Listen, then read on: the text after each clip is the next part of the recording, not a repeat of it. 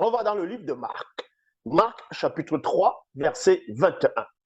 Il est dit ici, les parents de Jésus, virgule, ayant appris ce qui s'est passé, virgule, vinrent pour se saisir de lui. Donc, à un moment donné, dans les Bibles classiques, on vous apprend, quand vous lisez plus dans le livre de Marc, chapitre 3, Jésus et ses apôtres se sont rassemblés dans une maison. Et après, il y a une grande foule qui est venue. Tellement ils étaient nombreux, la foule était nombreuse. Jésus et ses apôtres ne pouvaient même plus manger. Donc, du coup, quand sa parenté a entendu cela, ils se sont mis dans un état second, ils sont venus.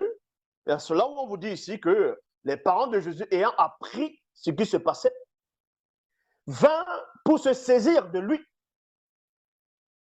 Car il disait, qu'il disait ici, ce sont les parents de Jésus. Dans d'autres versions, la parenté de Jésus. Il est hors de sens. Voilà ce que sa famille va dire de lui. Dans la King James version Bible du roi Jack, il est dit ici, il a perdu la raison. Traduction Abbé Rilette, il a perdu l'esprit. Bible parole de vie, Jésus est devenu fou. La question est de savoir, pourquoi donc, on vous dit dans les Bibles classiques que Jésus est né miraculeusement par une vierge, connue sous le nom de Marie, Myriam, en fonction des versions.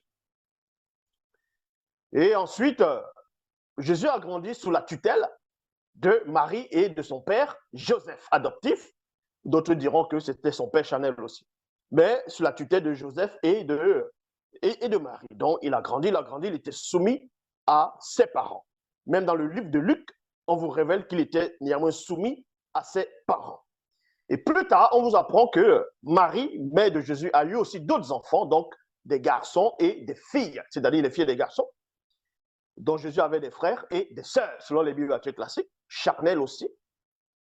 La question de savoir pourquoi donc, premièrement, les frères et les sœurs de Jésus, sa parenté, ne croyaient pas en lui, quoiqu'il était déjà grand, plus tard il va grandir, et il va grandir, donc ses frères l'ont bien vu grandir aussi, ses frères et ses sœurs le connaissaient vu que Marie était censée leur rapporter qui étaient les grands frères et les frères aînés.